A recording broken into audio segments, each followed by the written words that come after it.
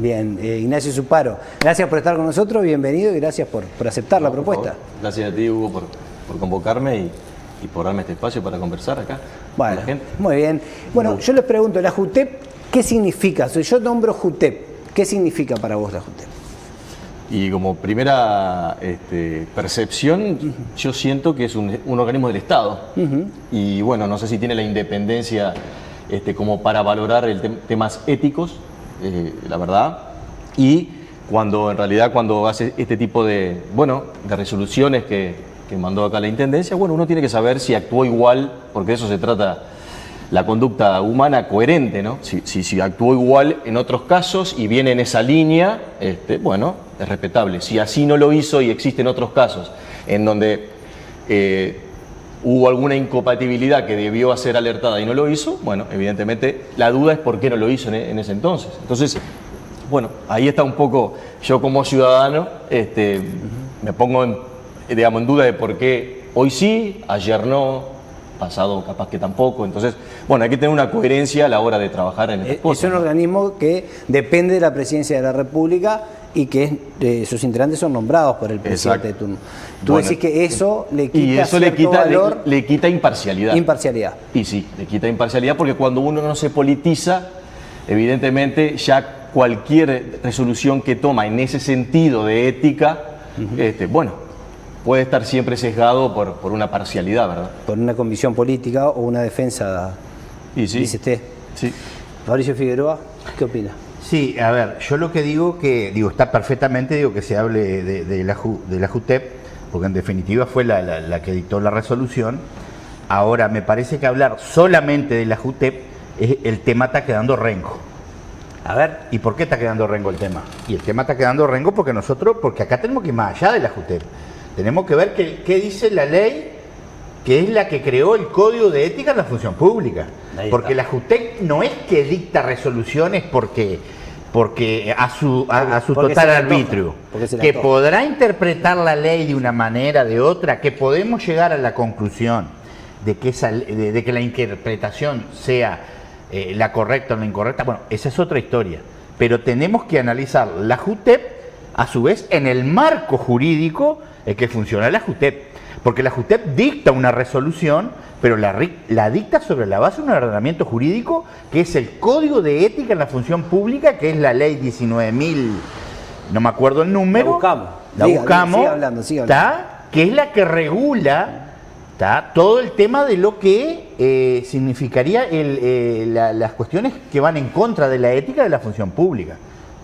Entonces digo, tenemos que analizar también ese tema, porque no es que... ¿Qué es lo que falta, dice usted? Porque yo lo que yo lo que digo que tendríamos que ver, decir, bueno, a ver, la JUTEP dictó una resolución, donde pero condena... la dictó acorde a la ley o no, porque la JUTEP tiene un marco jurídico para expedirse, para tomar decisiones. No es que la JUTEP, porque se reúnen los de la JUTEP y dicen, no, mirá, a mí me parece que la ética de esta persona está bien, está mal. No, vamos a ver el ordenamiento jurídico, que ahí regula las conductas que debe seguir. 19.340. Bueno, la ley 19.340 crea la Junta de Transparencia y Ética Pública, y acá estamos hablando porque dictó una resolución sobre el nombramiento de un director de la Intendencia que es familiar del secretario general, para explicarle a la gente, y generó polémica y una respuesta enfática. Pero toda esa resolución tiene que ser acorde del Código de Ética en la Función Pública. Yo lo que quiero decir es que la JUTEP por sí sola no puede dictar resoluciones. Pero siempre actúa así. Siempre actúa así. Pero tiene que, en todos los casos. Y yo creo que siempre. Le pregunto, no sé. No. Yo lo que estoy diciendo es que la JUTEP siempre tiene que actuar en función de la ley. En función de la ley. Eso es lo que yo quiero decir. Quedó claro. Eso perfecto. Pero ¿a dónde quiero llegar? Porque si no queda como que no llego a ningún lado. A ver, ¿a dónde quieres llegar? Y me voy a adelantar. A ver, adelante. Porque yo ya he escuchado que acá están diciendo, porque en el año tanto, cuando fulanito nombró a este que era hermano y el otro que era primo y la mar en coche, pero hay que analizar si en esa época existía, más allá que la JUTEP, si existía el código de ética en la función pública. O sea, que porque antes, yo estoy antes no había ética y ahora sí. No estaba el código de ética en la función pública. ¿Y eso significa que no hubiera ética? Bueno, pero nosotros no tenemos que... Porque la ética fuera diferente. No sé, pero nosotros tenemos que actuar de acuerdo al marco normativo. Me extraña, Hugo, que vos estudiaste de Derecho. Yo le pregunto a usted. Sí, y yo te digo... Pero pero no personalice las cosas. Pero... Acá venimos a tratar los temas, porque yo no entro en su territorio personal. Si usted tiene un auto rojo o blanco. Yo vengo a hablar de los temas. Lo que pasa es que ahí está, no lo personalice. Yo sé que vos sos estudiante avanzado de Derecho. Yo le pregunto a usted para que usted le diga a la gente. Usted me tiene que contestar a mí. Bueno, dale, te digo. A la gente que... ¿Qué es lo que quiere que le conteste a la gente? Bueno, yo lo que te digo es que no es que había una... No. Yo lo que digo que en determinados casos que yo he escuchado que se habla, ¿tá? Por ejemplo, un caso puntual que refiere al Frente Amplio, Tabaré Vázquez y el hermano, Jorge Vázquez, ¿está? Esa época es un caso paradigmático. Bueno, pero no existía el código de ética. Yo le digo, tenías una norma no quiero que monopolice la palabra porque está Juan Carlos Gómez para hablar también, pero si yo le digo esto, cierre los ojos y yo le digo que usted que es del Frente Amplio y es identificado con el Frente Amplio y habló de Tabaré Vázquez, pero yo le digo cierre los ojos y piensen que la calle Pou nombró a su hermano prosecretario de la presidencia 5 años y después lo nombra lo ratifica en el cargo como viceministro del Interior durante 5 años y como ministro interino y se sienta en su gabinete. ¿Usted qué le generaría? Y yo como Frente Amplista que conozco el caso, sabe que no le generaría nada. No me generaría nada. Pero voy a explicar por qué. ¿Por qué? Porque ahí está el tema. Pero rápido porque el tema lo voy a explicar porque el hermano de Tabaré Vázquez era tan militante y referente como Y bueno, pero es el hermano del presidente. Y bueno, pero ¿y por qué le puedo prohibir que le ocupe un cargo? ¿Y por qué le puede prohibir? Y capaz que el hijo de Teixeira Núñez pero yo no llegué a Teixeira Núñez todavía. Pero reitero, en esa época, lo que pasa es que estamos desviándonos. En esa época, yo lo que quiero decir, que en la época de Tabaré Vázquez y el hermano, no estaba la ley, el Código de Ética en la Función Pública. Entonces vos no tenías una norma para aplicar. Eso es lo que yo quiero explicar. Las éticas son medibles. No. Yo digo que había una ley. Yo digo que había una ley, hay una ley ahora y antes no había. Eso como está la ley hay que hacerla exigible. Me quedó claro. Eso es lo que yo digo. No, yo comparto plenamente con Fabricio el tema de que esto hay que tratar de encuadrarlo dentro de un marco normativo, dentro de un marco legal, es decir, ¿qué es lo que dice la ley? Si nosotros entramos, ¿no?, a poner arriba de la mesa experiencias anteriores que son posteriores a la creación de la ley, la pregunta que debemos hacerlo es, por algo, la reflexión que debemos hacer es, para algo se creó la ley, porque el sistema político es totalmente permeable a cuestiones que lógicamente van en contra de la ética y de la moral. ¿Quién puede desconocer eso? Pero que también en un Estado de Derecho, ¿no es cierto?, por sobre todas las cosas en un Estado de Derecho, que lo que intenta es justamente avanzar en términos democráticos y transparentar la política, que se creen esas normas, son justamente para atender esas situaciones que por ahí en algún momento no se compartían desde lo ético y desde lo moral, pero que no se tenía el marco jurídico para evitarlo. Para actuar. Entonces, hoy lo hay. Yo lo que veo que muchas veces el sistema político se ampara en la ley cuando le sirve. Ahora, cuando no le sirve, lo primero que intenta es politizar la cuestión jurídica.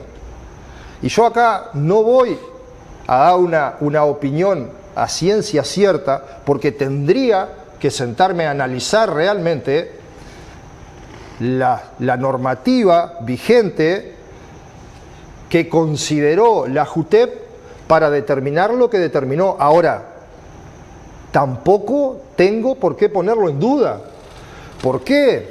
Porque son organismos que se crearon justamente no con un fin político partidario, porque no se crea la JUTEP con un fin político partidario en función de los análisis políticos que puedan llegar a ser. Se crea para hacer un análisis jurídico de las situaciones en función de las normas existentes. Entonces, acá hay que ser muy cuidadoso en esto, porque si no, vamos a entrar en un terreno en donde se pone en duda la legitimidad de los organismos con los cuales contamos.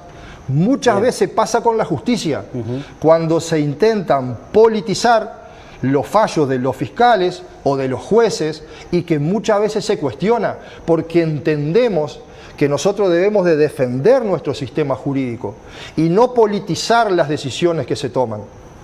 En este caso entiendo justamente lo mismo, que habría que analizar en profundidad la cuestión legal y no ir directamente a lo que por ahí se plantea en los medios de prensa o se intenta dar a entender de que esto no tiene un análisis jurídico de fondo, sino que es una decisión o un fallo totalmente político alejado de lo jurídico. Y yo realmente prefiero pensar de que no es así. Bien, perfecto. Doctor Zuparo, bueno, ¿qué opinión le merece esta discusión?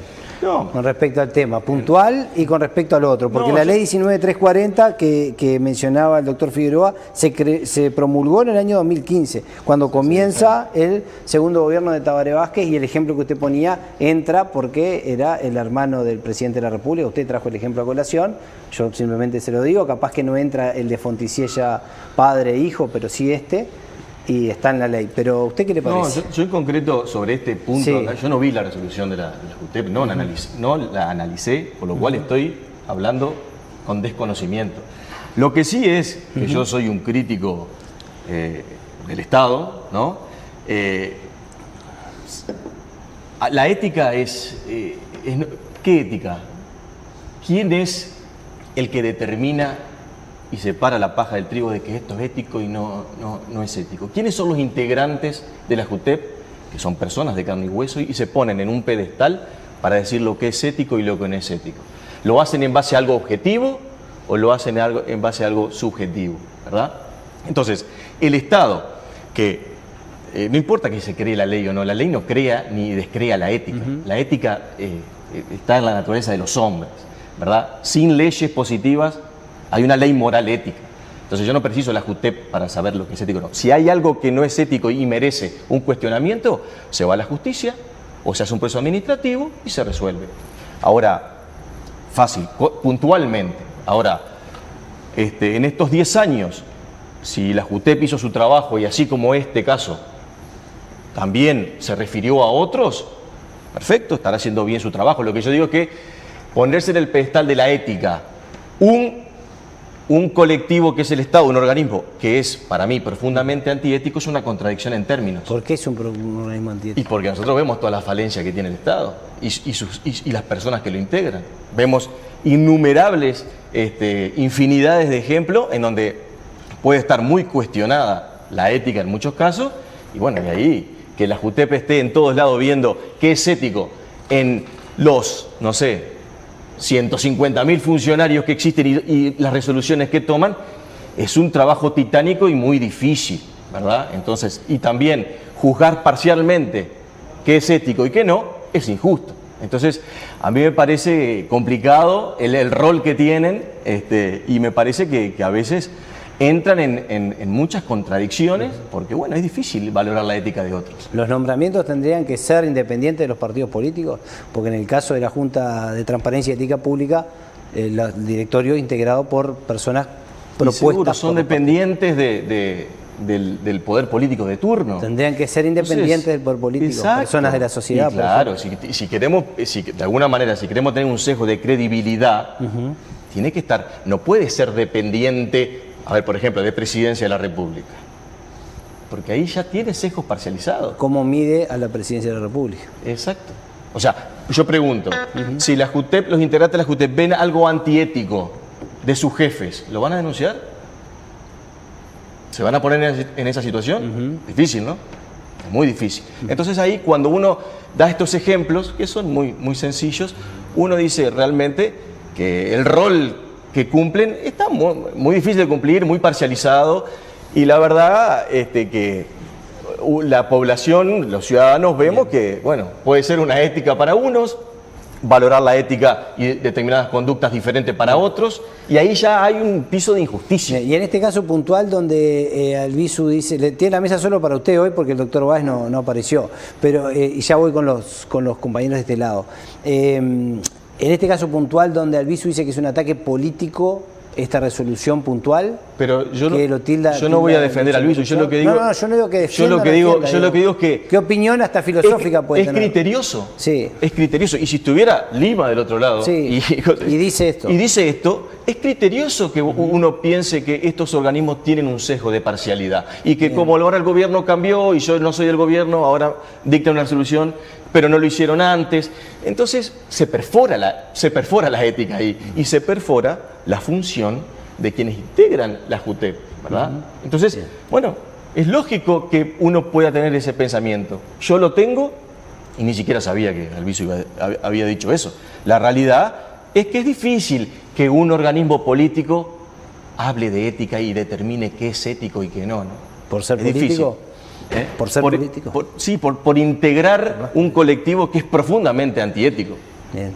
Doctor. Reitero, la ley es del año 2019, la 19823. Aclarar. La 19340 habla de la creación de la Junta. Yo tengo la 19823 como la ley créase la Junta de Transparencia y Ética Pública como servicio descentralizado, promulgación del 28 de agosto del 2015, claro. Publicación 4 de septiembre del 2015. Yo tengo la 19823 que crea el Código de Ética en la Función Pública. Sí, o sea que funcionaron 4 años sin Código de Ética. No, yo no digo que no, yo digo que no. Usted está diciendo venía el tiempo, doctor. No. Yo lo que digo que la normativa que la JUTEP menciona... Primero se creó el organismo y después la normativa. No, ¿eso es lo que está diciendo? No entendí entonces. Bueno, le voy a explicar. A ver. Perfectamente se crea la JUTEP con una normativa. ¿Está? Ahora, después puede ser que la JUTEP siga siendo la misma y haya cambiado la normativa. Yo no sé cuando se creó la JUTEP qué normativa había. Lo que sí sé que la resolución de la JUTEP se basa en la ley 19.823. Bien. Eso es lo que yo digo. Por eso yo dije que hablar solo de la JUTEP está rengo el tema. Porque tenemos que hablar de la normativa que aplicó la JUTEP. Y la normativa que aplicó la JUTEP, que yo entiendo que es la vigente que está hoy, es la 19.823 que fue aprobada y promulgada en septiembre de 2019. Entonces, esta resolución que hizo y qué opina de lo que dijo el intendente Albizu, que ya lo dijo, su paro dio su bueno, yo, a ver, ¿usted qué opina de eso? Yo lo que creo que realmente comparto, sinceramente, que para mí este tipo de organismos, si realmente queremos que funcionen como tienen que funcionar, tienen que ser, para mí, no pueden ser organismos políticos. Eso es lo que yo pienso. Eso es lo que yo pienso. Ahora, si actuó con un móvil político o no actuó con un móvil político, bueno, eso yo no lo sé. Pero a mí lo que me interesa como abogado y también como ciudadano, porque tengo mi forma de ser como ciudadano, capaz hay otros ciudadanos que funcionan de otra manera, es primero voy a la 19.823 y miro lo que dice la 19.823 si se ajusta a esta resolución. Y después ahí saco mi conclusión y no, mirá, los de la JUTEP se le fue la moto. O lo de la JUTEP no se le fue la moto. ¿Usted piensa que la gente hace eso? Yo le digo lo que yo hago, pero me parece que es lo correcto, porque tenemos que actuar sobre un marco normativo, porque si cada uno acá vamos a hacerlo lo que nos parezca, ahí nos vamos a transformar en una barbarie. Bien, Juan Carlos, ¿qué opinás sobre lo que dijo Albizu específicamente sobre esto que era un ataque político? Vuelvo a repetir, yo creo que más allá de que es un organismo directamente vinculado a la cuestión política, yo creo que nosotros no podemos, de cierta manera, desterrar a la ética de lo que es la responsabilidad de los seres humanos dentro de cada organismo. Porque si no, no hay ética en esta sociedad. Basta con pertenecer a un sector político, ¿no es cierto?, para dejar la ética de lado. Pero ¿en qué sociedad vivimos entonces? Si nosotros consideramos que por pertenecer a un sector político, ya eso significa que la capacidad ética y moral de un ser humano para visualizar un hecho irregular y denunciarlo desaparece. Yo realmente prefiero pensar que nosotros vivimos en una sociedad y que tenemos el sistema político que con las 1000 diferencias ideológicas entre sectores y otros, pero que tiene la contundencia que tiene la solidez democrática que tiene, y que claramente está conformado por seres humanos capaces de analizar, más allá de que comparto que a veces lo que para una persona es ético y moral, quizás para otro no lo toma con la misma gravedad, pero no podemos desconocer y desterrar el valor y la responsabilidad humana que tiene cada integrante de cada organismo, en donde hay cuestiones estrictamente legales para analizar en el marco de leyes que existen, no que se imaginan, para determinar si una situación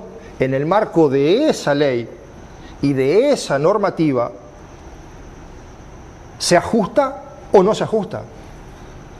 Y en esto, capaz que tendríamos que haber sido más responsables a la hora de dar opiniones sobre un tema tan particular, considerando que este programa lo que intenta es justamente generar opinión desde la información a la gente. Quizá tendríamos que haber analizado mucho más en profundidad la ley a la cual se ajusta la JUTEP para determinar lo que determinó. Ahora, me niego a desterrar la cuestión ética humana de organismos que se crearon justamente para eso y entender que en nuestro sistema político no existen seres humanos capaces de marcar la diferencia más allá de la afinidad política e ideológica. Me niego. Bien. Pero bueno, cada uno tiene su opinión. Perfecto. Ahora, respecto a lo que se plantea, que esto es una clara persecución política, bueno, claramente ahí lo que se está diciendo es que la Junta de Ética Pública no existe.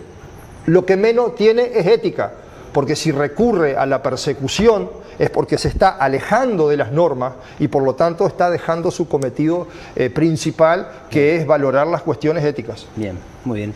Doctor Zuparo, vi en sus redes que tiene una posición tomada muy definida sobre la situación de los 291 cesados de la Intendencia en los últimos tiempos y sobre la conveniencia o no de esos convenios colectivos que ha firmado la Administración con el sindicato. ¿Se puede explayar un poquito al respecto de eso? Porque vi que hizo una expresión en sus redes sociales tomando posición. Como abogado con criterio jurídico, analicé el caso y bueno, tomé una postura. Bueno, ¿y cuál es? Cuéntela. Y bueno, la postura es que yo entiendo que si nosotros vamos a analizar la legalidad de la resolución de Albizu en este caso, la resolución de Albizu, entiendo yo, está ajustada a derecho, ¿verdad? ¿Por qué? Porque nosotros hoy estamos viendo los efectos de una determinada conducta anterior al Albizu. ¿Cuáles son los efectos que vemos? Bueno, los 291 cesados, las marchas, toda esa movida, ¿verdad? Pero nosotros no podemos, es un error detenerse en los efectos. Lo que hay que mirar son las causas. ¿Cuáles fueron las causas que determinaron este efecto y que llevaron, capaz y empujaron a el doctor Albizu, en este caso, a tomar esa resolución? Entonces, cuando uno analiza las causas, entiende uno que hubieron ciertas irregularidades que llevaron a este efecto. Entonces, ¿y cuáles son esas irregularidades? Bueno, la irregularidad es ¿cuál es su postura al respecto? Claro, usted es muy crítico del Estado, del gobierno, de las formas en las que se dan la cuestión pública.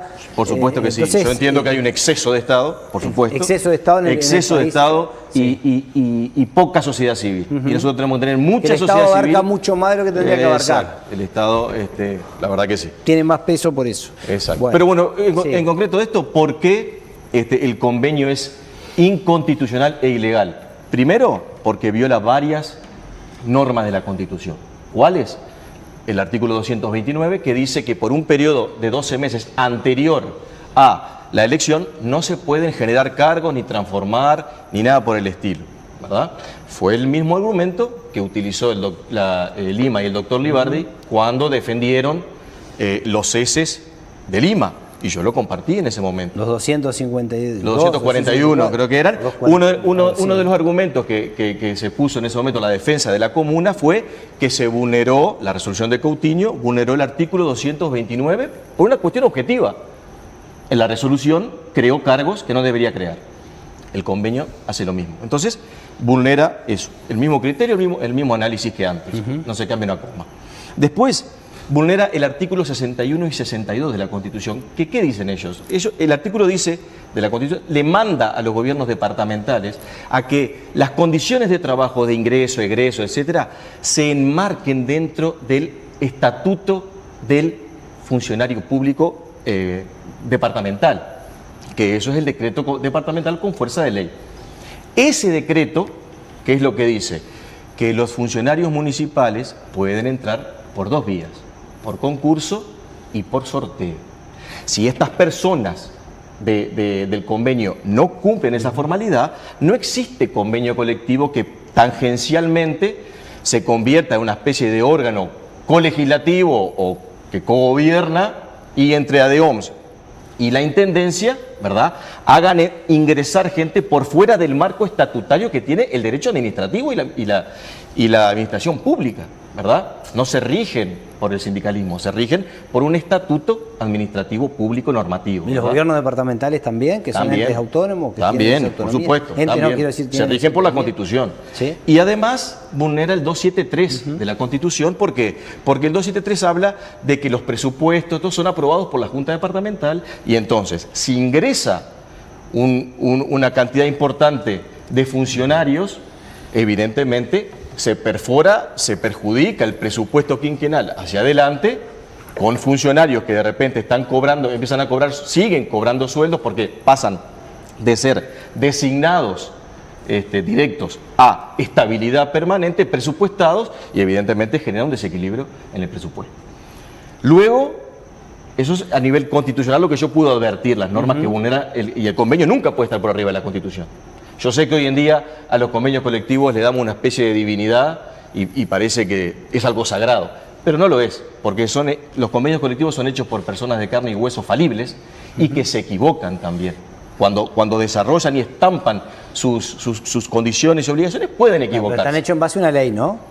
En este ley caso, que está por debajo de la Constitución. En este caso parecería que no. En este caso parecería que... Pero la ley de negociación colectiva 18.507... Claro, por eso, pero no la cumplieron.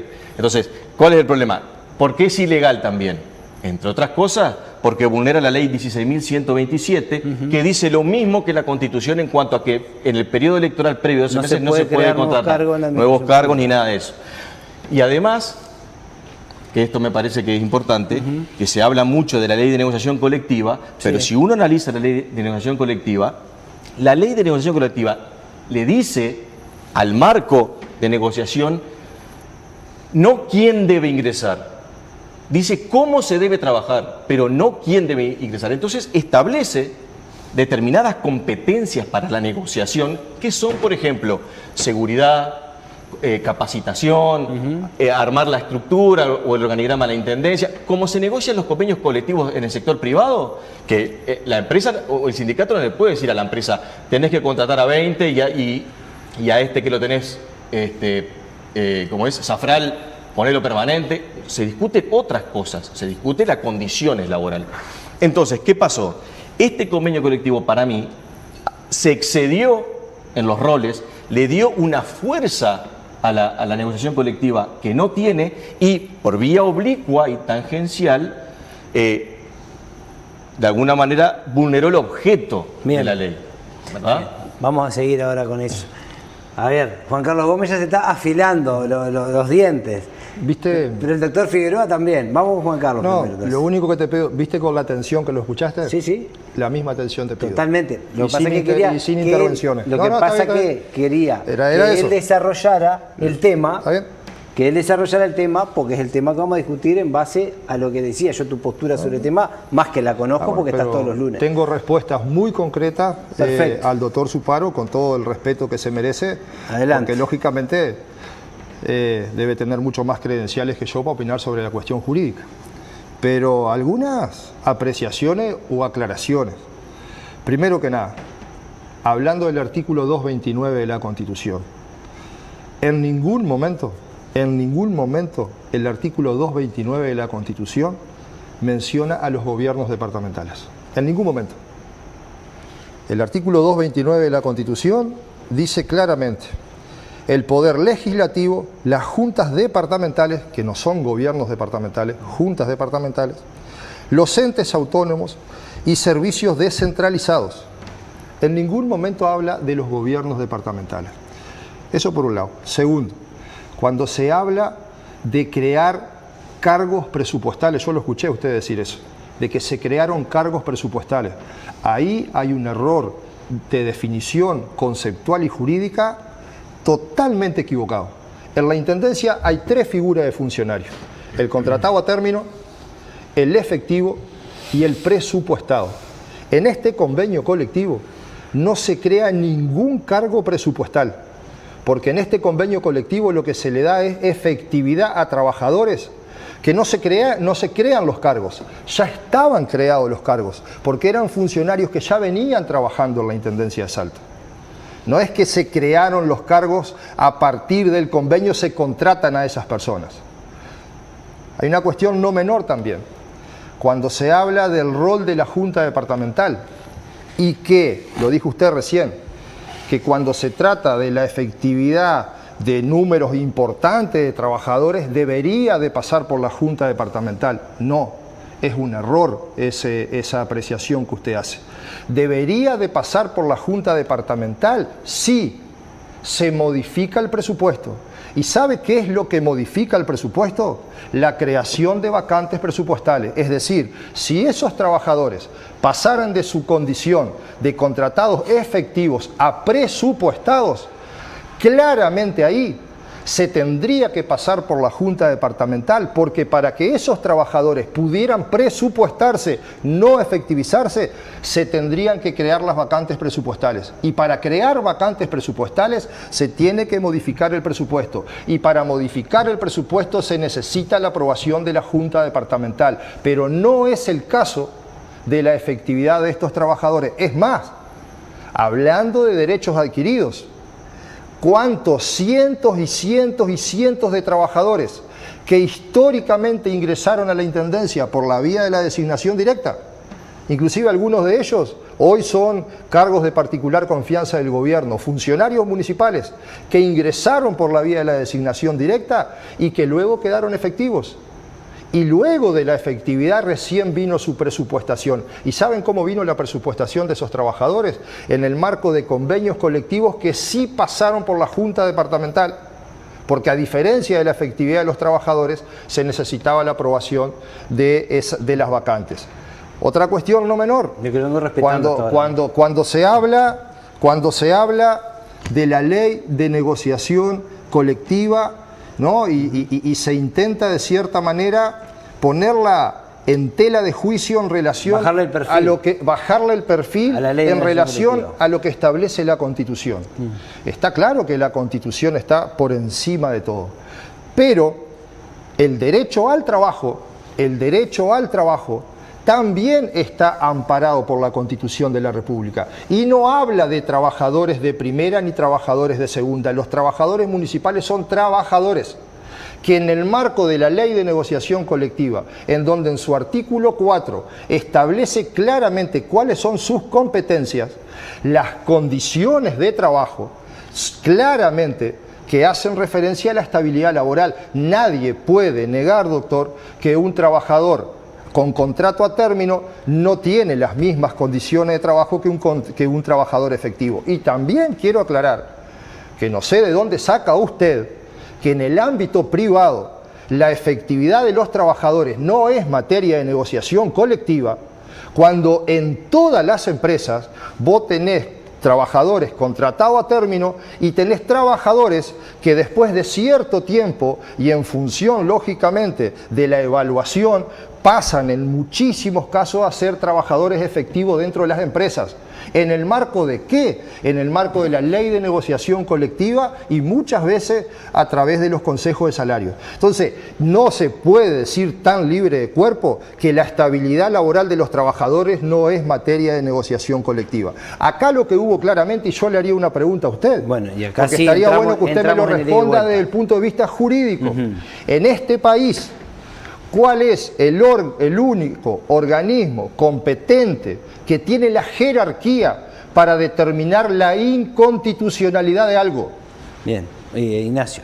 Es la Suprema Corte de Justicia. La Suprema Corte de Justicia. ¿Y por qué la Intendencia, como gobierno departamental, toma o se atribuye la facultad jurídica para determinar la inconstitucionalidad de algo y tira abajo un convenio colectivo que lo determina el gobierno departamental sin ninguna competencia jurídica, lo determina inconstitucional? Ahí hay claramente una violación a la norma, a la forma, y que en definitiva termina demostrando que eso es un acto político, que de jurídico no tiene nada. Y termino por acá. Lo mismo establece la propia ley de negociación colectiva, que en el caso de que se entienda que un convenio no se ajusta a derecho, o que un convenio rompe ciertas normas o reglas, o que un convenio es insostenible por los cambios que puedan darse desde lo económico, desde lo social, desde lo que sea, existen formas. ¿Y saben cuál es la forma? La forma es que la parte empleadora lo que tiene que hacer es denunciar el convenio colectivo.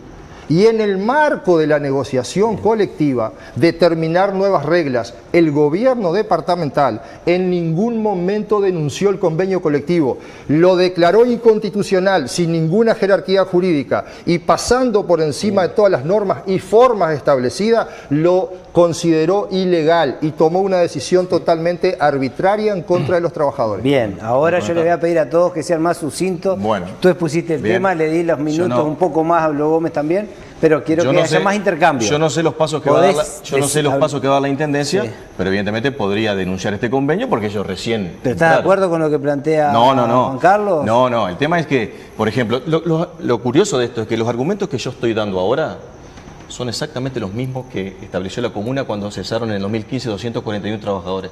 Y yo no sé si te ve a ti con el mismo ímpetu defendiendo lo mismo que, o sea, antes el 229 no se aplicaba y ahora sí. Usted nunca se preguntó por qué 241 trabajadores de ese mismo periodo hoy siguen trabajando en la Intendencia. ¿Tú fuiste en ese periodo con a Montevideo, con los ómnibus, hiciste todo eso? ¿Sabe por qué no? ¿Por qué? Porque no había un convenio colectivo de por medio. Entonces el convenio colectivo se violó no importa. lo que se hizo fue tirar abajo una resolución. ¿Sabe cuál es el no tema? Un convenio colectivo. ¿Sabe cuál es el tema que yo quiero explicar? Con Coutinho era una resolución, sí, y ahora lo edulcoraron con un convenio colectivo. Le cambiaron la naturaleza. Ahora, desde el punto de vista del análisis jurídico de la pirámide que nosotros analizamos en la estratificación de normas, tanto en la resolución de Coutinho, que la compartimos porque se ajustó a derecho cuando la revocaron, como este convenio colectivo, que es otro documento de diferente naturaleza, el análisis piramidal que uno hace de las normas no cambia una ápice. Claro, porque usted desconoce el valor del convenio. Pero quiero dejar una cosa en claro. Quiero dejar una cosa en claro. El artículo, hay dos cosas. El artículo 229 de la Constitución, hay integración, basta ya, de que se hace una interpretación integrativa en cuanto a que los entes autónomos o la Junta Departamental incluye también al gobierno departamental. Dígame un caso. Ay, esa es la interpretación. Bueno, pues dígame un caso. Esa es la interpretación jurídica. Un caso, una jurisprudencia. Y dígame. Más te digo, es lo que eso no está prohibido para la Junta y para el intendente, ¿no? Bueno, pero dígame no hay una jurisprudencia. No es que hay una prohibición para los sindicatos y para la Junta sí. No sería un Estado de Derecho. Estaríamos en una franca contradicción absoluta. No, porque existen normas específicas que regulan en el marco de las autonomías departamentales esas cuestiones propias y particulares de los gobiernos. 229 aplica a los gobiernos departamentales y eso está zanjado. Ahora, el tema es no hay discusión en eso. Si lo queremos discutir, lo discutimos. Usted no lo discute. Usted no lo discute. No hay discusión. Pero bueno, usted no lo discute. Nosotros sí lo discutimos. Para mí no hay discusión. Yo estoy hablando por mí.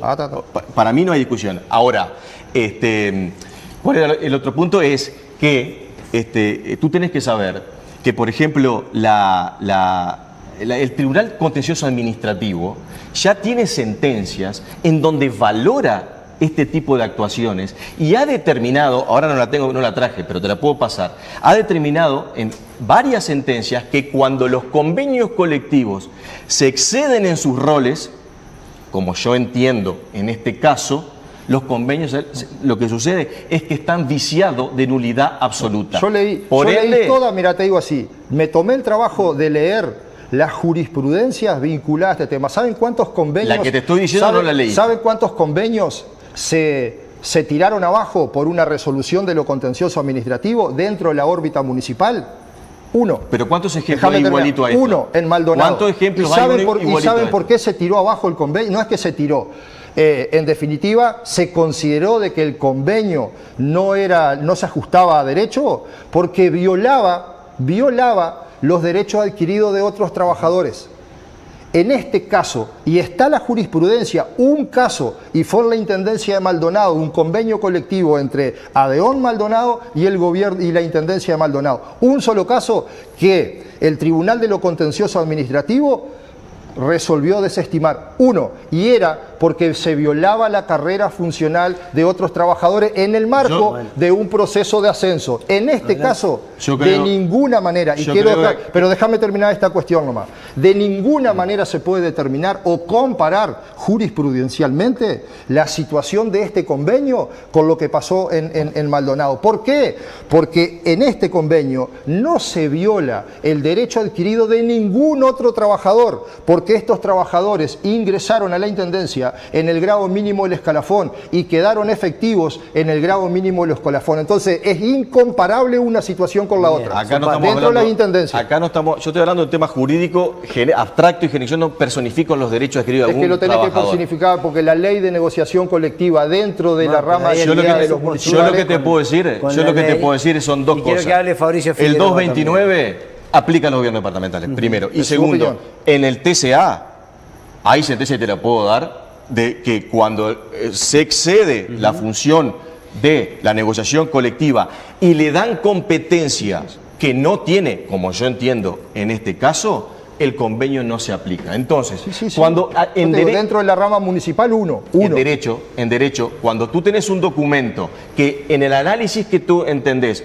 lo considerás inconstitucional en un análisis previo, quien determina la superación, pero uno tiene derecho a analizar las cosas. Ahí está la otra cuestión. ¿Cómo fue el mecanismo que se aplicó en ese momento para determinar la inconstitucionalidad o la ilegalidad del convenio? ¿Lo determinó unilateral y arbitrariamente el gobierno de la Intendencia de Maldonado o se hicieron los procedimientos correspondientes? Usted mismo lo dijo, el gobierno departamental no tiene la jerarquía para determinar la inconstitucionalidad. ¿Cuál es el tema? ¿Qué es lo que va a suceder acá? Sí. La resolución de Alviso entiendo que se va a mantener. Bien. Y cada trabajador va a tener que accionar con sus recursos administrativos. Yo creo que en la defensa que va a hacer la Intendencia va a decir, este documento estaba viciado de nulidad absoluta, por eso no lo aplicamos, porque estaba viciado de nulidad absoluta. O sea, era nulo, nosotros para decirle a la gente. Era nulo. Era nulo, era como que no existía, digamos. En la realidad lo desaplicamos. Lo desaplicamos, para nosotros es nulo absolutamente, de alguna manera. Entonces, ¿por qué? Va a decir, ¿por qué es nulo absolutamente la Intendencia? Y nuestra resolución se ampara en esa nulidad. Bueno, porque entendemos que vulneraba normas constitucionales, legales, capaz que administrativas o lo que fuera. Lo que yo quiero decir es esto, que acá yo creo que hay una desnaturalización de lo que es lo que son los estatutos reglados de la administración pública. Entonces, hay un estatuto del funcionario que hay que cumplirlo, ahí está normativamente todo, de alguna manera, los derechos, las obligaciones, los ingresos, los egresos, cómo, y acá lo que uno ve es que tangencialmente la columna del derecho administrativo se distorsiona por cuestiones sindicales, y los ingresos y los egresos no deben ser acordados con el sindicato, tienen que ser en base a las necesidades de la comuna, de la administración, ¿verdad? No puede ser que sea criterio discrecional, dice usted, discrecional, en acuerdo con el sindicato. Quedó claro. Quiero que hable Fabricio Figueroa. Bueno, a ver, indudablemente, usted que fue asesor jurídico de la Junta, indudablemente que es abogado, que este tema que es del Frente Amplio también, tiene varias aristas. Quiero decir eso porque... Y tenemos que hablar de las distintas aristas. Tengo varios mensajes. Si no estamos rengueando. Por eso si no estamos rengueando. Como siempre, a usted no le gusta que se rengue. Claro. Y el peor error, que esto lo digo con propiedad porque me pasa en el ejercicio de la profesión, es cuando la gente viene y te dice, no, porque yo tengo un vecino que tuvo un caso igual. Y difícilmente los casos van a ser iguales. Difícilmente. Entonces, ¿qué dice? No, porque en el 2015 Coutinho, al Andrés, ahora el Andrés de vuelta, Albizu, y yo como abogado me tengo que tratar de manejar en el acierto o en el error, en primer lugar, en el marco jurídico.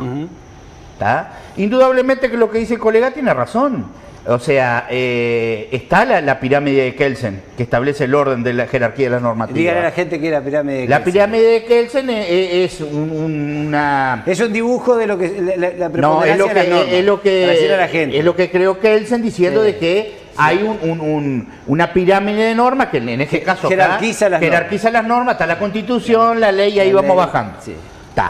Eso está bien y tiene que ser así, creo yo. Ahora, no vi jurisprudencia del artículo 229, capaz yo no la vi.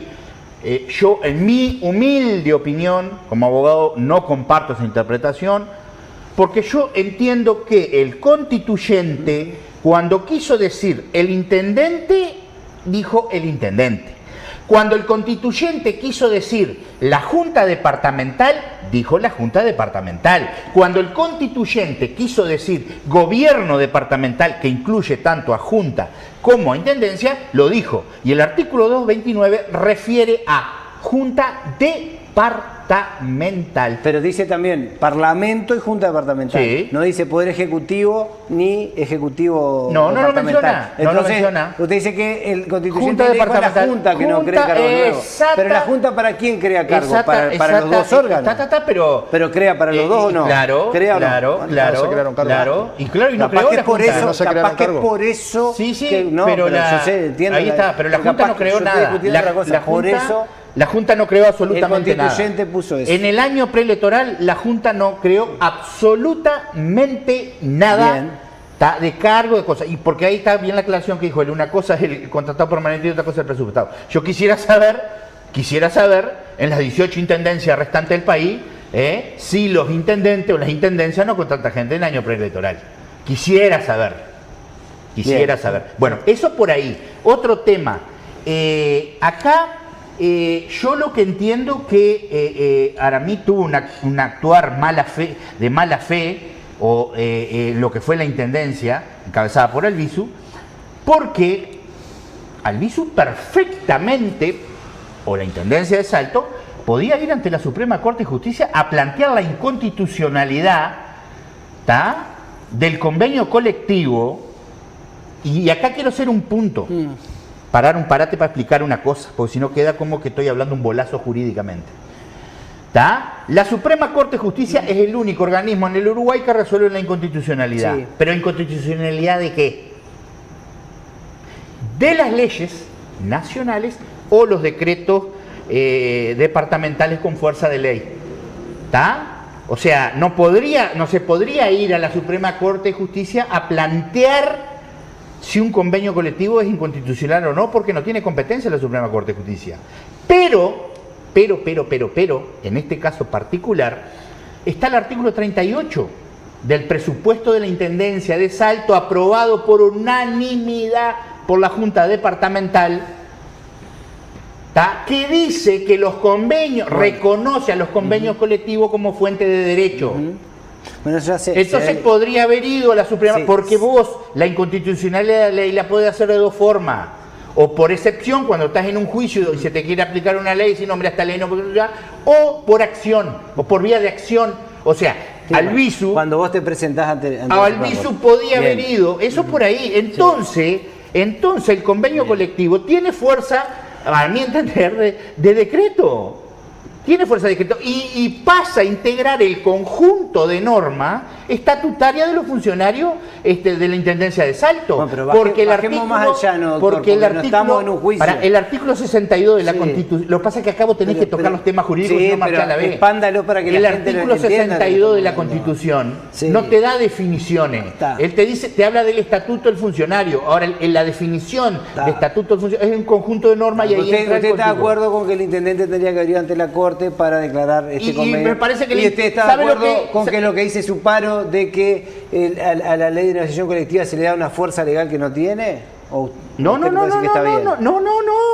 Yo lo que digo es que el convenio colectivo vos tenés que atarlo con el artículo 38 del presupuesto departamental. Claro, porque ahí es donde él toma fuerza de decreto y ahí es donde... O sea que hay aspectos legales que no se han tenido en cuenta. Y ahí es donde encaja en el universo normativo. Pero déjame terminar con esto y aquí ya quiero volver al principio de cuando arranqué hablando. Cuando el tema de Andrés... que el colega, de quién, cuando el Andrés cesó a los 200... Cuando Andrés Lima cesó a los 252 o 254. Bueno, no importa. Pero yo quiero llegar a esto. En 2015. Porque acá voy al principio cuando yo arranqué hablando. Porque acá...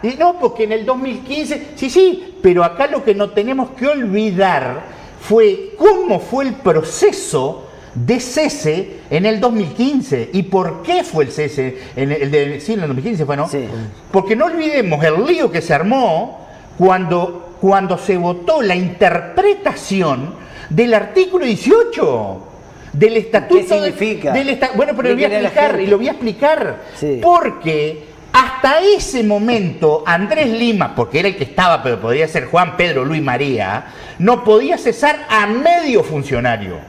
Pero ¿sabe por qué no lo podía cesar? Porque el estatuto del funcionario municipal de esa época reconocía la estabilidad laboral del trabajador. Entonces ahí se tuvo que hacer la negociación política que terminó en la interpretación del artículo 18, porque fue una interpretación, no una modificación, que decía que el artículo 18 del Estatuto del Funcionario solamente se aplicaba a los funcionarios que habían entrado por sorteo o concurso. Entonces, ya el Estatuto del Funcionario, que ahora queda como un antecedente, el Estatuto del Funcionario Municipal que regía el momento de ahí cuando estaba la transición, vos el intendente, Andrés Lima, no podía cesar ningún funcionario porque el estatuto le daba la estabilidad. Y hubo una interpretación y se pudo cesar.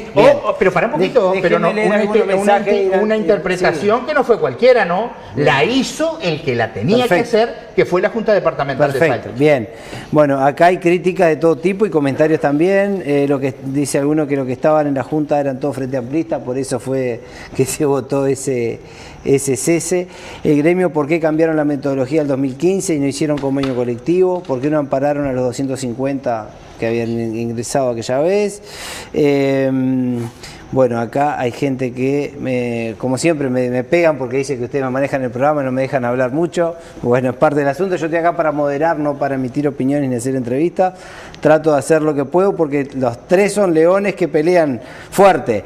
¿Por qué hay una parte del Frente Amplio que está de acuerdo, pregunta alguien acá, con los ceses de los 291? Que hay una parte del Frente Amplio que se expresó, algunos oír. El caso de Catalina Correa es el que se me viene a la mente ahora. Capaz que hay alguien más que lo comentó. Saludar a todos los del panel del programa, en especial a Juan Carlos Gómez, me parece que dejó bastante clara su postura. Bueno, acá también critican por lo mismo, que la gente del 2015 también eran trabajadores. Buenas noches, si aplicaran los reglamentos para todo no habría tanto corrupción. Bueno, en fin, ahí tengo mensajes para tirar para arriba, especialmente críticas y comentarios de todo tipo.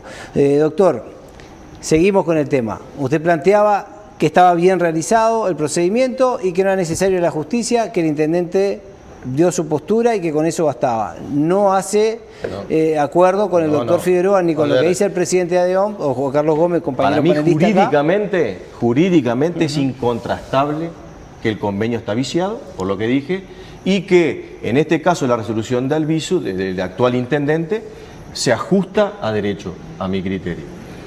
Y en realidad lo que uno lo vive como salteño, como testigo, y que presencia esto le da un poco de angustia, ¿no? En el sentido de que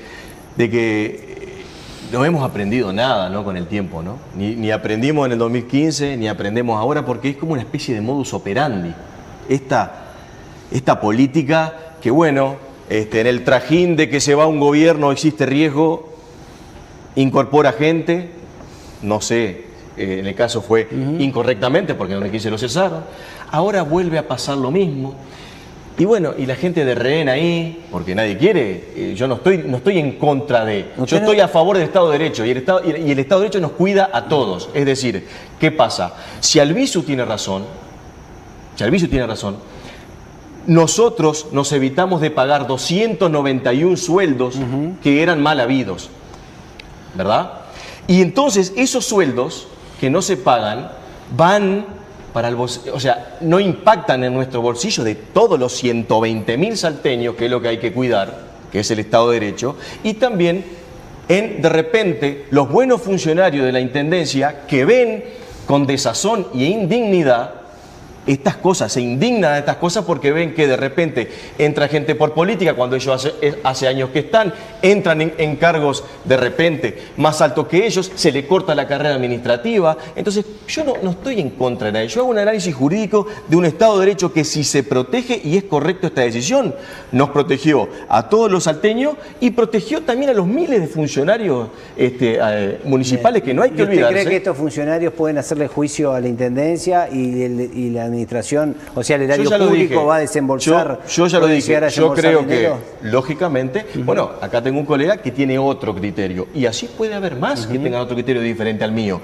y por ende, seguramente, ellos individualmente hagan sus reclamos administrativos. Yo, en base a mi postura, porque si no sería incoherente, avisoro poco éxito para esos reclamos, pero en el Estado de Derecho que estamos, tienen todo el derecho a accionar con la tribunal. Por supuesto que sí, eso sin duda. Y si le revocan y, pues, bueno, veremos los argumentos que tenga el Tribunal de lo Contencioso Administrativo, podré no compartirlos igual, pero evidentemente dijo otra cosa la justicia. Esto, ¿verdad?, es parte de ese exceso de Estado que dice usted, que sí, pasan este tipo de cosas y después queda la gente de rehén. Y es una lástima que esto se haya convertido, que los salteños seamos testigos de que todo el tiempo, sea por una resolución que es ilegal, sea por un convenio colectivo que es discutido, lo que hay acá adentro siempre son la gente que a veces queda manoseada o es utilizada, y bueno, que se le generó una ilusión que no correspondía. ¿Por qué? Porque de repente las decisiones son intempestivas, están tomadas en momentos que de repente no corresponden. Porque llama la atención. Llamó la atención que el Coutinho ingresara a 241 trabajadores un mes antes de irse, y ahora llama la atención que haya una serie de convenios colectivos meses antes de irse de Lima. Pero bueno, la verdad que como testigo parece un modus operandi que no es bueno. Y bueno, yo creo que si la JUTEP tuviera que dirimir acá, sería un festín, capaz. Bien, eran 471 y quedaron 250 afuera en la época de Coutinho. Juan Carlos. Yo algunas cuestiones digo porque cuando hablábamos, ¿no?, de engordar el Estado y hablamos de la plata, de los salteños, yo el otro día lo escuché con mucha atención a usted en una especie de reel que hizo, que realmente no comparto el mensaje de fondo. Me dio mucha pena, le digo la verdad, que usted haya hecho tanto énfasis, en definitiva un poco bastante alineado a la campaña que instaló el propio gobierno departamental, en tratar de generar ese odio, ese rechazo en contra de estos 291 trabajadores. Yo no hago nada de eso. Yo lo escuché. Si tú no pongas en mi boca la palabra que yo no digo. Yo lo escuché. Es tu interpretación. Lo escuché y hago mi valoración, así como usted dice lo que yo pienso, lo ha dicho varias veces, yo le digo lo que yo pienso. No, pero tú estás haciendo una interpretación de lo que yo dije. Y bueno, sí, claramente. Porque si yo empiezo a interpretar lo que tú decís... hace una interpretación de las decisiones que hace el gobierno. No. Yo no hago ninguna interpretación de lo que tú has dicho en las declaraciones públicas en Montevideo. Yo no hago ninguna interpretación. ¿Sabe qué? Yo sí la hago. Bueno, y me hago cargo. Bueno, y yo creo que tú estás equivocado. Sí lo hago. Y creo que ese mensaje que usted dio, lo único que hace es generar más rechazo en contra de trabajadores. Que más allá de la forma de ingreso y de las prácticas que en política se utilicen, primero que nada por el sistema político, ¿no es cierto?, A mí me enorgullece estar de este lado los trabajadores y que independientemente de lo que diga el Frente Amplio, el Partido Colorado, el Partido Nacional, yo defiendo a mis compañeros de trabajo y sé el trabajo. Pero esto no es una competencia de quién defiende a quién. Yo defiendo acá, a los 130.000 trabajadores de Salto. Bueno, mire, usted habló, por ejemplo, el tema de que muchas veces la carga sobrecae sobre la sociedad, ¿no? Diciendo de que si no fuera por los 291 trabajadores y los salarios que se le pagaban a estos trabajadores, seguramente todas las calles se pudieran arreglar de la mejor manera, que la recolección tendría otras condiciones, que el alumbrado público. Yo creo que ahí hay un mensaje muy negativo. ¿Por qué? Porque se le está atribuyendo a estos trabajadores y a su familia la responsabilidad quizá de una mala gestión. Estoy diciendo que se desvían recursos. ¿Sabe qué me gustaría a mí? Estoy diciendo que se desvían recursos, Juan Carlos. ¿Sabe qué me gustaría a mí? No estoy diciendo eso. Cuando se habla, ¿no?, de la ética y de las prácticas en la política, ¿no?, y cuando se habla de mantener de cierta manera firme el sistema democrático, que hubieran tenido la misma conducta cuando un parlamento resolvió casi que por unanimidad que todos los que ingresaron a dedo en Salto Grande tendrían que haber renunciado. Y sin embargo no renunciaron. Y ahí no hubo ética, no hubo moral, no importó el peso que sobrecayera sobre el pueblo de Salto, ni mucho menos. Ahí se defendieron intereses, se abloqueraron, y si hablamos de respeto a la democracia, el parlamento habló y ¿saben qué? No importó. Eso no tiene nada que ver con el tema que estamos hablando acá. Tiene que ver. Sí. Está desviando, ya sé para dónde va, pero... ¿Sabe por qué? Porque así como se pone en tela de juicio el trabajo o el derecho al trabajo de nuestros compañeros, también con esa misma vara tendrían que haberse medido ustedes. Yo te voy a aclarar bien las cosas. De la misma manera tendría que haberse medido ustedes. Porque se hace carne con los trabajadores municipales, pero ¿saben qué? Cuando tuvieron que tomar una decisión por ustedes mismos, poco les importó la ética, la moral, la democracia. Persona, pero a ver, acá no vamos a aclarar las cosas. Vamos a aclarar las cosas. Con respecto a mi persona, vas a tener que informarte mejor. Porque usted trabaja en Salto Grande. Sí, pero eso no me usted, no, pero a ver. Usted participó en un concurso, quedó en segundo lugar, fue convocado el concurso que ganó Gabriel Duarte en su momento. Eso es la información que yo tengo por el propio... Lo que yo digo, Hugo, es que cuando el Estado... Pero digo, a que él hace referencia a las personas que ingresaron por designación directa en la administración. ¿Y qué tiene que ver eso con el convenio, con el análisis jurídico del convenio colectivo? Sí, tiene mucho que ver. Si usted sabe bien, por ejemplo, que en Salto Grande se modificó el estatuto del propio funcionario acorde a lo que establecía el convenio para darle de cierta manera legitimidad a la estabilidad laboral de trabajadores que ingresaron por política a ese ente. Tiene que ver. Claro, porque se mide con diferente vara la legitimidad del convenio para los trabajadores municipales, la legitimidad del estatuto para los funcionarios municipales. Quedó claro, Juan Carlos, la postura. Quedó clarísimo. Déjame que hable él también. Lo mío es muy sencillo. Cuando el Estado se agranda exponencialmente y, por ejemplo, hay excesos de funcionario en el Estado, porque los recursos son limitados, ¿verdad? No hay para todo el mundo y en cantidades suficientes, ¿verdad?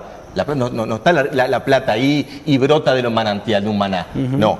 Entonces, cuando nosotros tenemos una intendencia que de repente, lo pongo en potencial, porque no lo tengo los datos, por ejemplo, podría tener exceso en funcionarios públicos o cualquier entidad estatal, no importa que sea la intendencia de Salto, se desvían recursos de los impuestos de los ciudadanos para de repente erogarlos en lugares que nunca debieran existir. Entonces, cuando sucede eso, cuando se desvían recursos genuinos de la gente que genera riqueza para lugares donde no deberían ir, lo que sucede es que no van a los lugares esenciales. Y lo que está viendo la población de Salto, que sea por lo que fuere, la ciudad está destruida por el único motivo de que se están desviando recursos, ¿verdad? Porque recaudación tienen, para lugares que no de repente deberían ir, porque si no, la ciudad debería brillar. ¿Cómo qué, por ejemplo? ¿Cómo qué lugares? Por ejemplo, puede haber exceso de funcionarios. Acá tenemos un ejemplo que puede haber. Usted hizo un análisis en profundidad. Pero yo estoy diciendo que un convenio colectivo es viciado nulamente, es nulo, por los argumentos que dije. Incorporaba 291 personas que le daban estabilidad. Que ya trabajaban. Pero le daban estabilidad. Que ya trabajaban, ¿no? pero le dan de estabilidad ahora. Y que eran parte de la plantilla de funcionarios que sostenía los servicios, que hoy están decayendo. Pero ¿cómo no va a impactar en un presupuesto, Juan Carlos? Claro que sí. Si vos tenés una persona que termina su contrato en un mes y vos le das estabilidad para toda la vida, ¿cómo no impacta presupuestariamente eso? De la misma manera que impacta que en dos meses de gobierno se hayan contratado más de 60 designaciones directas, más de 40 cargos de confianza, Juan Carlos, decenas y decenas de trabajadores, monotributos, cooperativas. ¿Cómo me vas a decir a mí? Entonces, no sé hasta dónde impactaban los 291. ¿Cómo me vas a decir a mí que 291 salarios que de repente no deberían estar ahí porque está viciado lo que lo origina, 20 millones de pesos mensuales, no sé, 100, no importa. Ese es recurso de la gente. Sí, pero, ese recurso a de la cambio gente un servicio que prestan los trabajadores. Porque mirá que los trabajadores, a diferencia de lo que ustedes intentaron instalar en la población, de que estaban escondidos, ¿cuál es la muestra de los eran compañeros que trabajaban todos los días. Ese fue el relato de odio que ustedes generaron en contra de los trabajadores. Ustedes, Juan Carlos, ese fue el relato. ¿A quién te referís? ¿Entendés? Pero pará. ¿A quién te referís? Pero la muestra de la ciudad. Ustedes, porque mirá, él decía pero yo lo escuché a él. Porque a él, personalmente, lo escuché a él decir eso. ¿Qué cosa? De que estos 292 trabajadores eran personas que no tenían una tarea asignada, que estaban adentro de la intendencia para cobrar el sueldo en perjuicio de la ciudadanía. ¿Cómo que no? Lo dijeron y lo dijo inclusive fue parte del relato del gobierno. Pero lo dicta, pero ese es otra historia. Sí, yo lo escuché, lo escuché plantear justamente. Lo escuché plantear justamente. ¿Vos decís que yo dije eso? Déjame terminar. Lo escuché. ¿Vos me podés dejar terminar? Yo no vengo políticamente a defender una postura política. Sí, claro que sí. Yo no. Claro que lo defendés políticamente. Normas de derecho fundamentado. ¿Cómo que no? Cuando vos decís, cuando vos le trasladás la responsabilidad de las dificultades de la gestión al salario de esos trabajadores, eso es un análisis político. ¿Puedo decir algo? De jurídico no tiene nada. Bien. Yo voy a decir esto último. Te pregunto esto. Yo te voy a preguntar esto. Sí. Si la justicia, con el recurso de que van a hacer los trabajadores, le da la razón a esta resolución de Albizu, porque están marcados de este derecho, ¿vos no te sentirías responsable de haber hecho una cosa que está ilegal? Porque soy el presidente del sindicato. Porque vos me decís a mí, me pones en contra de los trabajadores. Pero por supuesto que soy Por supuesto, pero claro, si soy el presidente del sindicato, ¿cómo no voy a ser responsable? Ahora, pregunto yo. Porque decís por los trabajadores que lo defendés. Vamos al otro lado. ¿Qué responsabilidad asume Coutinho y el gobierno departamental? Albizu y el gobierno. Bueno, lo mismo te pregunto. Vos estás en una situación diferente a la mía, porque vos estás en representación de trabajadores, ¿verdad? Entonces yo te quiero preguntar, cuando la justicia, capaz, potencialmente, determine que tenía razón Albizu con esta resolución, ¿alguien se va a hacer cargo de haber hecho una cosa que estaba mal hecha? Bueno, pregunto, ¿y si la justicia determina que no tuvo razón y que es ilegítima la decisión que tomó y que tiene que reintegrar a esos trabajadores y que indemnizar por todo lo que perdió? Esa es una posibilidad. Esa es una posibilidad. La otra es la que dice su paro que puede pasar también. ¿Quién paga eso? Vamos a ver. ¿Lo paga Albizu? ¿Lo paga Walter Teixeira? ¿Lo paga el gobierno? No, lo van a pagar los contribuyentes. Eso que vos decís que hoy tienen el peso del salario de los trabajadores. El análisis a priori indica que están bien parados. No, el análisis que se hace desde un lado. Bueno, para mí. Pero dice, y si no, ¿quién se hace cargo? Cuando yo analicé lo de Lima, me pareció que estaba bien parado. Lima también. No salía a decir nada. Me pareció que estaba bien. Está bien, es una postura tuya. Y ganó. En situaciones totalmente diferentes. Y esa fue acompañada por el sindicato. La de los 250, esa fue acompañada. ¿Cómo acompañada? De que se tomara esa medida. Si nosotros hubiéramos acompañado... Tú lo dijiste que acompañaron la medida por el exceso de funcionarios, lo dijiste el programa pasado. Si nosotros hubiéramos acompañado eso, no hubiéramos luchado para que 242 compañeros siguieran trabajando hasta el día de hoy. Ese no. Te digo que acompañaron la medida de Lima, de esos ceses por el exceso que había. Acompañarnos. Pero ustedes hicieron esto, Juan Carlos, hicieron todo esto que están haciendo en el momento de Lima. Ustedes hicieron todo esto. ¿Sabes lo que pasa? Si los argumentos eran los mismos. Todo esto que es el barullo, la movilización. Yo creo que acá se quiere poner por encima de lo político y lo jurídico. Otra cosa. Para mí lo jurídico está muy claro. Se quiere poner por arriba lo político. Si vos me decís, ¿es lo mismo una resolución que un convenio colectivo? Pregunto. ¿Jurídicamente es lo mismo? ¿Pero cuál fue la consecuencia? Te pregunto. La consecuencia fue quedarnos sin trabajo. Respondeme esto concreto, por favor, te lo pido. Por supuesto que no es lo mismo. Está. Pero la consecuencia es que los trabajadores quedan sin trabajo. Bien, quedó claro. Yo lo que creo que el colega está dando una postura política. Ahora, lo que él no está dando posiblemente es una postura política partidaria, pero que está dando una postura política. Por supuesto que tiene todo el derecho. Yo tengo mi visión política. Porque mi visión política es la ciudad. Ahora, ¿cómo está la ciudad? No, pero por eso no digo que esté mal, está bien. Es para aclarar nomás. Ahora, yo lo que quiero, vuelvo a reiterar, para mí lo que la intendencia encabezada por Albizu actuó de mala fe porque él tenía el mecanismo, la posibilidad de ir a la Suprema Corte de Justicia y no lo hizo. Doctor, los tiempos. ¿Pero por qué?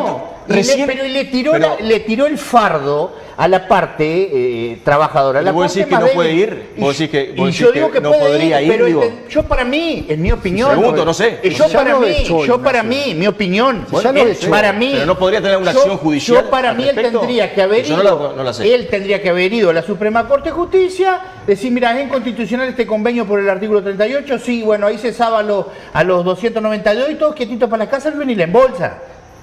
Entonces él hizo la más fácil. Yo para mí tendría que haber hecho eso y ahí venía con eso. Miren muchachos, es inconstitucional, los tengo que sacar todos para afuera. Y no es porque a mí se me ocurre, es porque la Suprema Corte de Justicia, no, a mi entender se puso el carrito adelante de los bueyes. ¿Y no se debió hacer alguna acción judicial con la resolución de Contiño? Y yo comparto... sí, pero lo que pasa es que... camino judicial. Pero lo que pasa es que el gobierno departamental se llenaba la boca hablando de la inconstitucionalidad. Ahí está el tema. Y bueno, si vos hablas de inconstitucionalidad... Hay varios aspectos. Él hablaba de la inconstitucionalidad. Bueno, pero ellos inconstitucional. Bueno, andá donde tenés que ir entonces. Bien. Y el otro tema, que comparto contigo, el tema que queda la gente de rehén y toda esta historia, porque yo apoyo esta situación, pero la apoyo no porque yo esté de acuerdo con la designación directa, porque yo lo que no tolero es la hipocresía. Y acá como que comparto con vos que hay que regular, bueno, ¿y por qué no se aprueba de una vez por todas el proyecto de ley que está en el Parlamento Nacional para regular el ingreso de las personas a los 19 gobiernos departamentales? Porque el Partido Nacional y el Partido Colorado no dan los votitos en la Cámara de Senadores, porque es una ley que se necesita 2/3. Entonces siempre vamos a estar en esta mediocridad que cada 5 años que yo te eché, que vos me echás, pum, pum, pum. Pero lo mismo que está diciendo él. Y claro, en eso comparto, pero yo lo que quiero decir es la hipocresía, porque acá se viene con un discurso, pero en el Parlamento Nacional, el Partido Nacional y el Partido Colorado... Pero no tiene que ver con el Partido Nacional. No, usted tiene que ver con el Partido Nacional. Yo tengo claro de qué partido es él o no. Mirá que yo lo tengo claro. Él se presenta como libertario. El tema... Sí, no, ya lo sé, pero puede votar el partido que quiera. Ya lo sé, pero tengo claro lo político de él. Yo no es que esté diciéndole a él. Digo que comparto eso, pero no tolero la hipocresía. Por eso lo dije, porque acá hay gente de otros partidos políticos. Y bueno, pero ¿y por qué no votan? ¿Por qué no dan los votos? Está mal el Salto. Sí. Y en la resto de intendencia del departamento.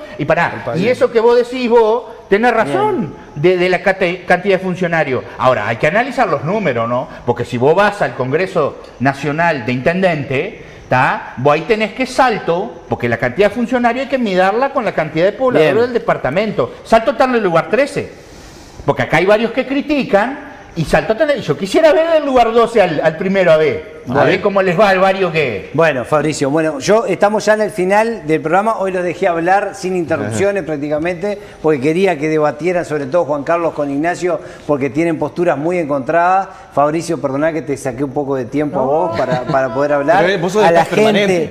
yo no vengo más. Juan Carlos. Juan Carlos, bueno, yo no vengo más. No, como no, te vamos a invitar la próxima vez. Acá, la gente escribió mucho, quiere que se lean los mensajes. Excelente, Fabricio. Alguien que, me cuestiona acá por algunas cosas de información que no le di, en fin. Todos los políticos sacan gente, ¿por qué hacen tantos problemas? Leemos hacerle la pregunta a Cholín. Eso es jodido naturalizar eso. En fin, que quieren... Todos los políticos sacan gente. Naturalizar el despido. Quieren que te pregunte el tema de los convenios y del trabajo. La mayoría son una manga de alcahuetes, solo el presidente tiene derechos. En fin, la gente escribe muchas cosas. Me parece que el intendente no fue al TCA para ver la irregularidad del convenio colectivo, deja sin trabajo a la gente, que se hagan cargo de los gastos de los ex trabajadores si es que pierden, es lo que la gente también acompaña. Voy a proponer al doctor Zuparo como falso 9, seguro lo gano, dice. En el programa de la mañana lo presentó a Zuparo como imparcial. Programa de la mañana, vino un programa de la mañana, supongo, en el canal. Sí. Ahí está. Sí. Bueno, en fin, acá dice, bueno, hermoso programa, mi esposo rompió 2 veces el auto por el mal estado de las calles, puro pozo. Tengo que leer todo, no voy a poder leer todos los mensajes, agradezco, la gente sigue escribiendo, no voy a poder leer todo, pero voy a tratar de leer algunos para darles participación, todo lo que se pueda, posible escuchar a personas que están flechadas, como algunos del frente. Lo que pienso como salteño trabajador es que esto es un desastre, ver cómo entra gente para hacer política y meter horas en los comités de base.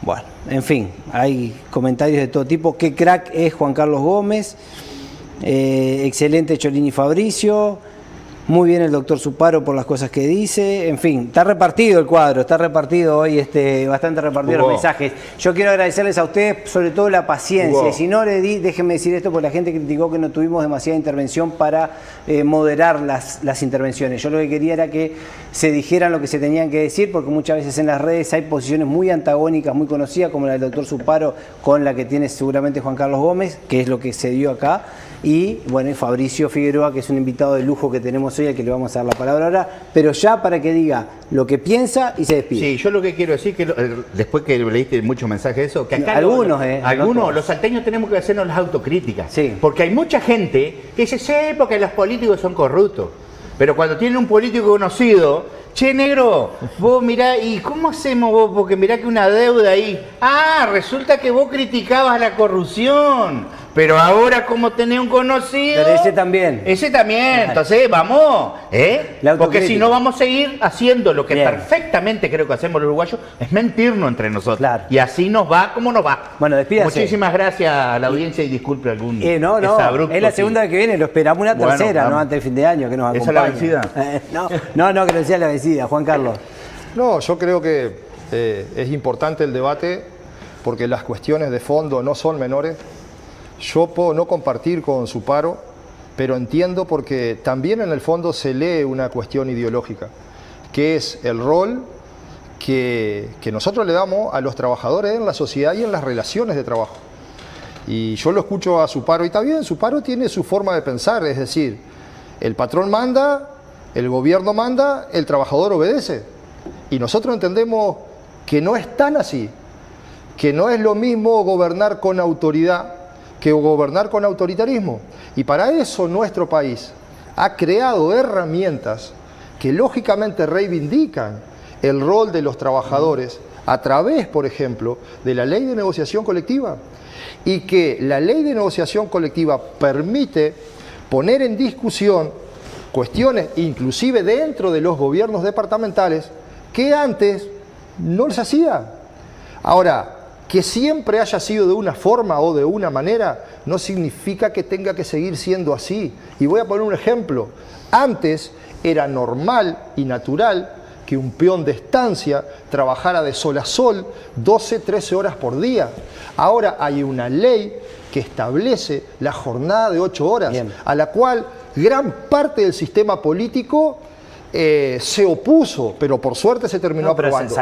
Y en este caso, la ley de negociación colectiva, sin desconocer las facultades de la Junta Departamental y las autonomías departamentales, permiten que los trabajadores discutan cuestiones que antes se naturalizaban de cierta forma. Por ejemplo, que fuera normal y natural que cuando entrara un gobierno hiciera la barrida de trabajadores y los despidiera para tomar a los de su colectividad política. Nosotros desde nuestro sindicato trabajamos justamente utilizando las herramientas que el Estado de Derecho las creó para que la estabilidad laboral de los funcionarios sea parte de los derechos adquiridos de los trabajadores, utilizando las herramientas que podrán ser legítimas o no para ciertas concepciones y forma de ver las cosas. Nosotros somos convencidos de la legitimidad de la estabilidad laboral de estos compañeros, pero también de los compañeros que históricamente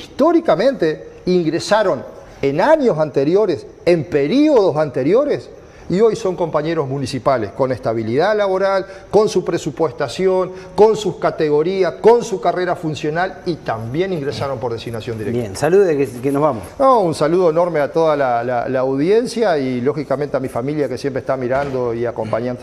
Bien, Ignacio Zuparo, muchas gracias por haber venido. Diga el resumen final. Esa idea del señor Gómez de siempre presentar la realidad como dividida, no enfrentada entre patrón y obrero y ese tipo de cosas, eso nos distancia un océano ideológicamente, porque mientras yo creo que son complemento y mutuamente necesarios, ellos lo ven como su enemigo. Yo no comparto eso. Segundo punto. Su palabra.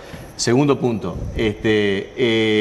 Yo soy un trabajador más, así que si yo iría contra los trabajadores estaría yendo contra mí mismo, lo cual sería ilógico y no soy ilógico. Luego, y termino, evidencia y coherencia. Mi pensamiento jurídico es absolutamente coherente, porque cuando se basó en el 2015 los argumentos jurídicos que lo leí del doctor Libardi, los compartí, me parecieron atinados, y esa persona que cesaron no deberían haber trabajado ahí, y perfecto. Ahora yo replico los mismos argumentos sobre la base de un convenio colectivo, pero para mí el análisis jurídico no cambia para nada. Esa es la coherencia. Y si mañana el viso hace lo mismo, me vas a tener sentado acá, si me invitas, a decir exactamente lo mismo. Chao. No hay un hilo conductor de coherencia total. Y lo último, la evidencia. La evidencia de los servicios de los trabajadores públicos es cómo está la ciudad. Si la ciudad está derruida y todo el mundo, el Vox Populi opina eso, es porque evidentemente los funcionarios municipales tienen que hacer autocrítica y evidentemente algo están haendo mal. ¿Y no será la gestión, Zuparo? ¿No serán los cargos políticos? ¿No serán los directores, los coordinadores? También. ¿Y por qué machacarle la responsabilidad al funcionario? Su foto es esa. Funcionario me refiero a todos, funcionarios públicos. No. Todos cuando vos decís funcionario público en el imaginario social, en el imaginario social, el del pico y la pala. Yo soy más abarcativo y la ciudad está derruida desde antes de Albizu. ¿Entendés? Entonces, yo creo que esa es la mejor muestra. Bien. Así que te agradezco. Albizu estaba con Coutinho. Saluda a la gente, Zuparo. Un saludo para todos los que escucharon y vieron este programa, y a ti por la invitación y a los panelistas que, bueno, acalorados, pero con respeto. Bien. El viento golpea, la noche es feroz, pero aquí seguimos con fuerza y con voz. No hay muro que frene este corazón.